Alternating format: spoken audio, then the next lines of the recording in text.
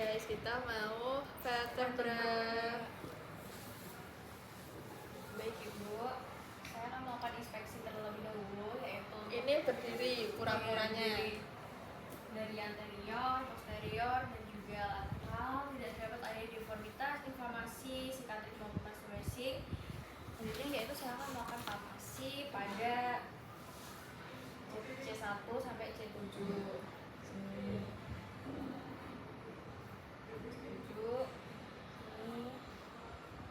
Apakah terasa nyeri, Bu? Baik, tidak dapat adanya perubahan suhu dan juga nyeri tekan. Lalu selanjutnya untuk menilai untuk spasme ototnya itu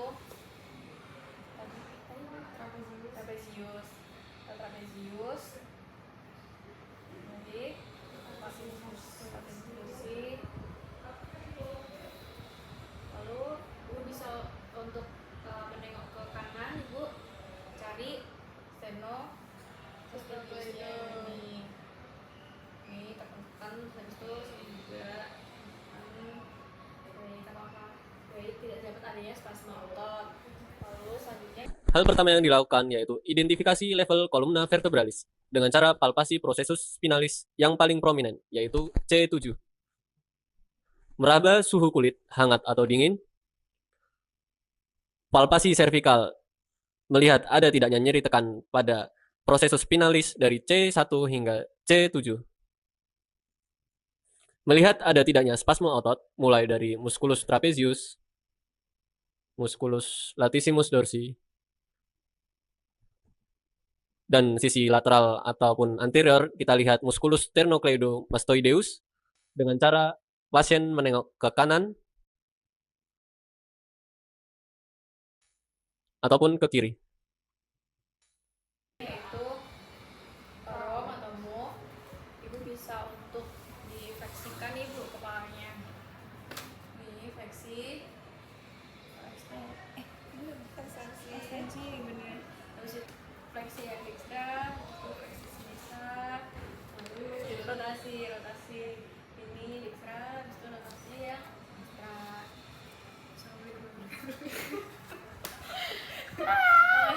Selanjutnya yaitu ada tes tambahan, yaitu ada compression test. Ini dilakukan duduk. Ini duduk di kursi. Salah. Baik, tenangnya begini. Jadi dipastiin dulu ini ada trauma, apa cedera leher enggak, cedera servikal enggak untuk pasiennya. Ada Anamnesis. tadi ya. Nah, terus sebelum nge-compressionnya bilang karena tadi saat anamnesis tidak ada cedera servikal, maka tidak ada kontraindikasi untuk dilakukannya compression test. Gitu. Oke. Lalu selanjutnya itu pemeriksaan compression test ya Bu. Ini apakah terasa sakit Ibu? Baik, untuk compression testnya negatif ya Ibu karena tidak terasa sakit. Lalu selanjutnya Dua tangan pemeriksa diletakkan di atas kepala pasien, lalu menekan ke bawah. Hasil positif bila pasien merasakan nyeri di sepanjang daerah servikal. yaitu distraction test. Aku tadi sampai ada ini.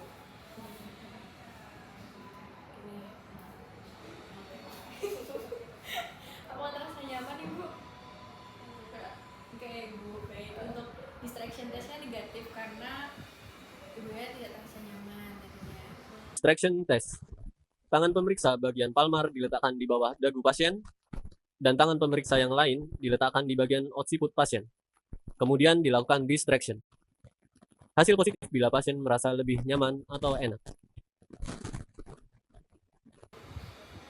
Udah. Ya, aku. Switch dokter. Nah, sekarang aku dokter. Oke, jadi udah ini aku jadi dokter pemeriksaan vertebra yang thoracalis sama lumbalis. Jadi yang pertama nanti kita muterin pasiennya ini pura-puranya berdiri, diputerin, tidak ada deformitas, inflamasi, muscle wasting sama sikatrik. Terus ke lateral, terus dilihat tidak ditemukan adanya kyphosis sama lordosis. Terus di posterior dilihat nggak ada skoliosis. Setelah itu palpasinya nanti di sepanjang prosesus spinalis. Prosesus spinosus untuk mengetahui ada tidaknya nyeri tekan, bony landmark, ataupun gibus. Dilakukan pula palpasi pada daerah paravertebrae untuk mengetahui ada tidaknya nyeri tekan, spasme otot, massa, juga perubahan suhu pada kulit yang abnormal. Tuh ke move, madep sini. Oke, nanti pas move dicontohin di depan pasiennya. Ikuti saya ya Pak. Yang pertama fleksi, ekstensi, fleksi lateral dextra, fleksi lateral sinistra, rotasi dextra, rotasi sinistra. Oke, terus udah gitu, karena semua bisa dilakukan secara aktif, maka tidak dilakukan secara pasif. Terus habis itu tes tambahan ada plum line sama Scober test. Yang pertama plum line. Oke, jadi yang pertama itu untuk tes tambahan plum line. Oke, selanjutnya saya akan melakukan plum line test untuk mengetahui keseimbangan tulang belakang dengan mengukur kesejajaran kesegarisan T1 sampai S1. Jadi nanti kita di belakang pasien terus cari C7, terus dilepasin dari situ si bandolnya, terus diturunin, terus kita lihat kesejajarannya. Kalau misal garisnya sesuai sama tulang belakang, hasilnya normal. Terus yang kedua itu Scober test. Nanti lihat videonya sampai kita cari midline lumbal. Jadi di bawah tusuk terakhir kan, sini misalnya, terus ini 10 cm. Terus diingat-ingat titiknya 10 cm itu dari mana ke mana. Terus bisa ini Bu membungkuk. Oke, terus ini lagi. Nah, terus kita tarik lagi di titik tadi. Misal di sini jadi 15, berarti kan ada penambahan 5 cm, yang mana hasilnya normal, gitu. Tali diposisikan pada prosesus spinosus C7 hingga bandul pada gluteal fold untuk mengukur keseimbangan tulang belakang dan kesegarisan dari T1 hingga S1. Schober test dilakukan dengan cara membuat 2 titik pada regio lumbal dengan jarak 10 cm. Kemudian, pasien diminta untuk fleksi anterior, lalu dilakukan pengukuran ulang.